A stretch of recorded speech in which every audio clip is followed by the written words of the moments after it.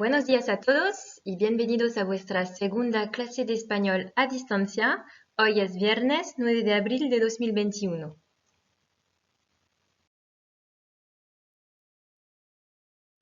Vamos a recordar los deberes que teníais que hacer para hoy. Entonces, primero para hoy teníais un ejercicio sobre las comidas y segundo teníais que ver el video siguiente y hacer la presentación general. Así que vamos a corregir.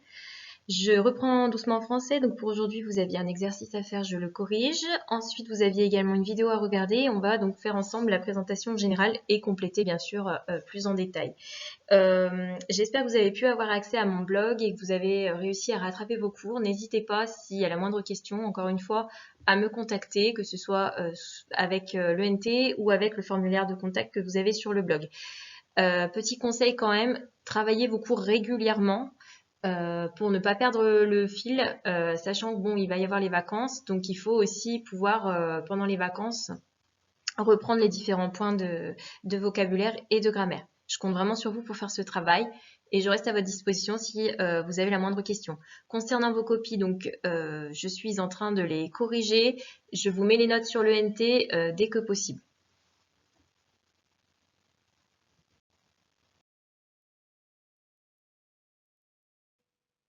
Corrección del ejercicio. Pues en este ejercicio tenéis por un lado los dibujos y por otro lado los verbos. Y había que relacionar el dibujo con el verbo qui correspondait. Donc vous aviez des dessins et vous aviez les verbes et il fallait donc associer le verbe avec chaque dessin qui lui correspondait. Alors, premier dessin, la réponse à trouver était la C, desayunar, qui veut dire donc prendre son petit déjeuner. Pour le deuxième dessin, la réponse était la A, comer, qui donc signifie déjeuner, hein, prendre son repas de midi. On pouvait aussi utiliser le verbe almorzar, qui n'était pas proposé dans l'exercice, mais ça convient aussi. Pour le troisième dessin, vous aviez donc à trouver la réponse D, merendar, qui veut dire goûter. Et pour le dernier dessin, donc le quatrième, c'était la réponse B, cenar, qui veut dire dîner.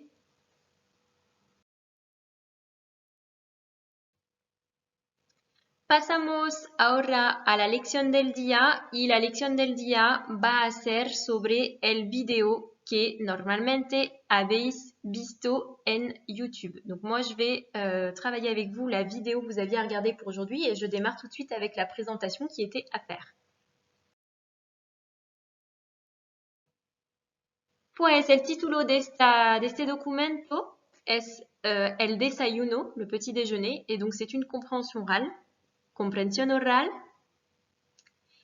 Entonces, para presentar este documento, podemos decir que el documento es un video en color en el que un señor nos presenta su desayuno. Donc, il fallait dire tout simplement qu'il s'agissait d'une vidéo en couleur dans laquelle un monsieur, hein, j'ai mis señor, on pouvait dire aussi un hombre, nous présente son petit déjeuner. Je rappelle plusieurs choses. Donc, en espagnol, on dit un video, c'est masculin, hein, ça vous le savez, on l'a déjà vu. Je rappelle au passage qu'il y a un accent sur le i. Et deuxième chose, donc vous avez aussi dans lequel, hein, donc en el que. Attention, en espagnol, cette structure, en fait, elle sous-entend en el video que. Hein, donc pour dire dans lequel, en fait, en espagnol, on dit en el que. Hein, on reprend ici le mot vidéo. Vidéo est sous-entendu. Un señor nos presenta, attention, c'est pas parce que j'ai nos devant presenta qu'on accorde. Ici, le sujet de presenta, c'est un señor. Donc, c'est la troisième personne du singulier. Et donc, le nos, c'est simplement pour dire il nous présente. Hein. Donc, attention à cet aspect-là, au niveau de la grammaire.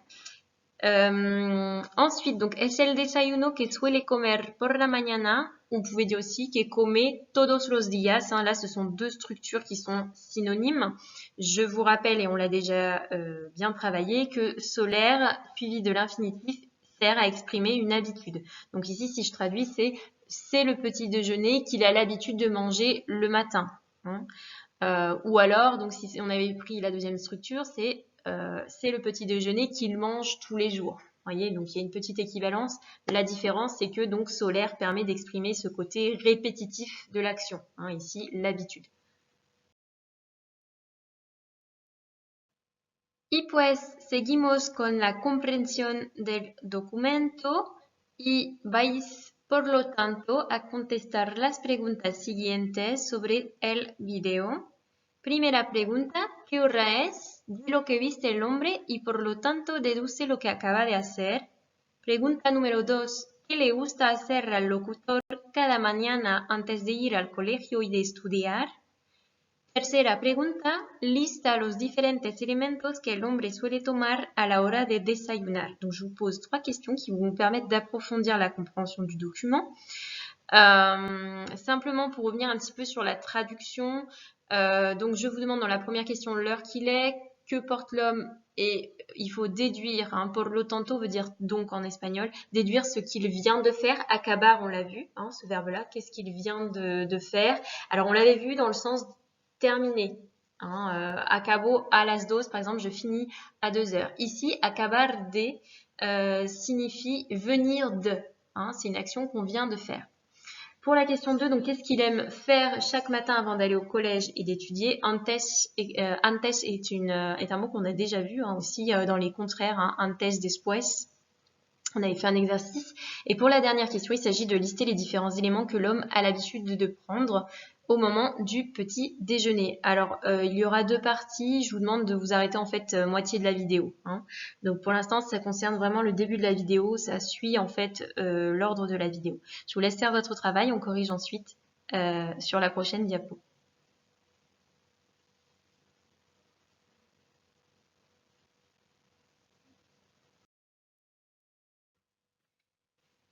Primera pregunta, ¿qué hora es? Di lo que viste el hombre y por lo tanto deduce lo que acaba de hacer. Réponse. Son las 8 de la mañana. El hombre lleva una bata de baño y un pijama de color gris. Por eso, por lo tanto, puedo imaginar que acaba de despertarse y levantarse. Donc on vous dit qu'il est 8 heures du matin. Donc c'est ce que dit en fait le monsieur dans la vidéo. Il porte, je vous rappelle qu'il y a 2 verbes possibles, soit vestir qui fait bister, il s'affaiblit, ça on l'a déjà vu en classe, soit le verbe llevar qui lui n'a pas de particularité. Lleva una bata de baño, donc il porte un peignoir de bain et un pyjama de couleur gris. Pyjama en espagnol, ça s'écrit qu'un I et pas un Y comme en français, donc juste attention à ça. Et surtout pas de son jeu à la prononciation, je vous rappelle, c'est una jota, le J se dit r, donc pyjama. Et pour dire donc, on a 2 façons de dire por eso ou por lo tanto. Por eso, on peut aussi le traduire par c'est pourquoi. C'est pourquoi je peux imaginer qu'il vient de se réveiller et de se lever. Donc je répète que acabar de veut dire venir de, c'est l'action qui vient de se produire, et le verbe poder, petit rappel, donc est un verbe à diphtongue. Ici, il est conjugué à la première personne pour dire je peux imaginer qu'il vient de se lever. Donc c'est un verbe à diphtongue, donc le O devient UE sur les personnes 1, 2, 3 et 6 au présent.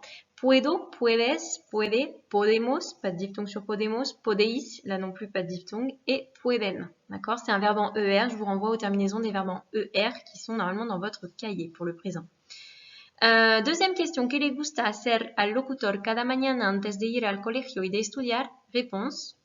Antes de ir al colegio y de estudiar, cada mañana al joven le gusta desayunar. Donc, avant d'aller au collège et d'étudier, chaque matin, cada mañana, je vous rappelle que le matin en espagnol c'est féminin, la mañana, cada ne change pas, il est invariable. Quel que soit le mot que vous mettez derrière, qu'il soit féminin ou masculin, on dira cada. Par exemple, cada alumno tiene su material. Chaque élève a son matériel. Là, alumno est masculin et pourtant on met cada. Donc, cada mañana, al joven le gusta desayunar. Petit rappel sur gustar qu'on a déjà vu. Je vous rappelle que donc gustar est une construction particulière, qu'il n'y a que 2 formes possibles, soit gusta, soit gustan. Et c'est ce qui va être en COD qui va permettre de déterminer lequel des 2 on va mettre. Donc, je vous rappelle qu'ici, par exemple, dans la phrase, gusta est accordé avec desayunar. Donc, il est au singulier parce que derrière, on a un verbe. D'accord ? Pour dire le jeune aime déjeuner, en fait, déjeuner en espagnol, c'est le sujet de la phrase. On pourrait dire aussi desayunar le gusta al joven. Hein, vous voyez, donc attention à ça. Et al joven, je vous rappelle que là c'est la contraction de A plus L, l'article le jeune. Donc ici on a contracté, on peut pas dire à elle, ou alors il faudrait que ce soit A plus loin L le pronom personnel sujet. Donc là ça marche, mais sinon c'est al joven. Alors donc il s'accorde avec le COD qui est le sujet de la phrase espagnole, on en a parlé, je vous donne d'autres exemples. A mí me gusta desayunar, donc gusta ici est accordé avec desayunar pour dire j'aime déjeuner. Donc ici c'est gusta au singulier plus le verbe. Pour un nom singulier, a mí me gusta el desayuno, là aussi gusta. On fait l'accord ici dans la phrase avec desayuno qui est un nom singulier masculin. A mí me gustan los pijamas, gustan, donc ici s'accorde avec pijamas, qui est un nom pluriel. Donc voilà, surtout pas autre chose que gusta ou alors gustan. Donc à vous de voir lequel on utilise en fonction du COD ou alors plutôt du sujet en fait de la phrase en espagnol. Mais rien d'autre. Et je vous rappelle que la négation, on la place entre mi et me. A mí no me gusta desayunar, par exemple, ou a mí no me gusta el desayuno, o a mí no me gustan los pijamas. On termine avec la question 3. Lista los diferentes elementos que el hombre suele tomar a la hora de desayunar. A la hora de desayunar, el hombre suele tomar. Donc là, encore une fois, on a l'expression de l'habitude avec solaire. Tomar signifie prendre, dans le sens avaler, manger. Mais pas seulement. Ça peut être par exemple tomar el autobús, prendre le bus. On en parlera bientôt. Et a la hora de veut dire au moment de. N'essayez pas de traduire par mot à mot, sinon ça fait à l'heure de déjeuner. C'est un peu bizarre en espagnol, enfin en français. Donc on dit au moment de déjeuner, l'homme a l'habitude de prendre. Alors, varios elementos. Primero, la leche. Alors, le lait en espagnol, attention, c'est féminin. La leche. Petite précision, donc pour chaque élément que je vais donner, j'ai mis entre parenthèses l'article qui lui correspond. Mais en espagnol, on ne met pas l'article en fait quand on cite. C'est plus espagnol en fait et plus idiomatique de dire, par exemple, el hombre suele tomar leche. Donc, j'ai simplement mis l'article pour que vous sachiez en fait quel est l'article qui correspond. Et je précise à chaque fois parce que pour certains mots, c'est différent par rapport au français. Donc, la mermelada, on suele tomar mermelada. Donc là, c'est la confiture. Ça ressemble à l'anglais, que vous connaissez peut-être. Ensuite, pan intégral. Donc ça, c'est el pan intégral, pas de particularité. C'est singulier masculin ici. Donc pan intégral, c'est le pain au blé complet. Ensuite, el zumo de naranja, donc le jus de fruits, ici le jus d'orange précisément. Zumo de naranja, naranja vous connaissiez déjà la couleur, orange, et bien une orange, l'aliment se dit pareil. Ensuite, café, el café. Et on a un accent également en espagnol sur le E. Y para terminar, suele tomar cereales. Et attention, là il y a une différence avec le français, on dit los cereales en espagnol, c'est masculin. En français, on dit les céréales et on dit une céréale, c'est donc féminin. Donc attention à la différence. Y pues ya hemos terminado, terminamos con los deberes para el lunes 26 de abril. Tenéis que contestar 2 preguntas sobre el video que acabamos de ver. Donc pour lundi 26 avril, vous devez répondre aux 2 questions suivantes sur la vidéo que nous venons de travailler ensemble. Première question, ¿por qué le encanta o le gusta particularmente el café? Donc pourquoi est-ce que l'homme apprécie ou aime particulièrement le café, sachant que encantar et gustar sont tous les deux synonymes et qu'ils se construisent exactement pareil. Donc vous pouvez trouver soit encanta, soit encantan. Il n'y a pas d'autre forme possible. Tout va dépendre du COD. Donc s'il s'agit d'un verbe à l'infinitif ou d'un nom singulier comme dans notre question, ici on mettra encanta. Encanta est accordé ici avec el café. Et s'il s'agit d'un nom pluriel, on mettra encantan. Deuxième question, completa el cuadro siguiente para determinar el orden con el que el chico toma los alimentos cuando desayuna. il faut que vous complétiez le tableau suivant pour déterminer l'ordre avec lequel l'homme prend les différents aliments lors de son petit déjeuner. Donc, je vous ai déjà rempli la première colonne. Hein. Vous avez orden, primero, segundo, tercero, cuarto. Ces mots, on les a déjà vus lors de la leçon sur les chiffres. Hein. Je vous rappelle qu'on avait vu ensemble en premier, en deuxième, etc. Et donc, vous devez remplir la deuxième colonne, el chico toma. À vous de lister les différents éléments de son petit déjeuner dans l'ordre. Je vous remets en haut à droite de votre écran le lien pour pouvoir accéder à la vidéo. Vous cliquez, ça vous y emmène. Je vous conseille de travailler régulièrement pendant vos vacances, de revoir les différents points de grammaire, le vocabulaire pour ne pas perdre le fil. J'attends encore la copie de Quentin. Donc Quentin, si tu m'entends, merci de bien vouloir m'envoyer ton travail, l'évaluation sur l'heure que je t'ai envoyé par mail pour que je puisse la corriger et que je puisse ensuite mettre toutes les notes sur l'ENT. Donc merci à Quentin de m'envoyer un mail, je l'attends. Y pues os deseo a todos unas buenas vacaciones y os digo hasta el lunes 26. Adiós.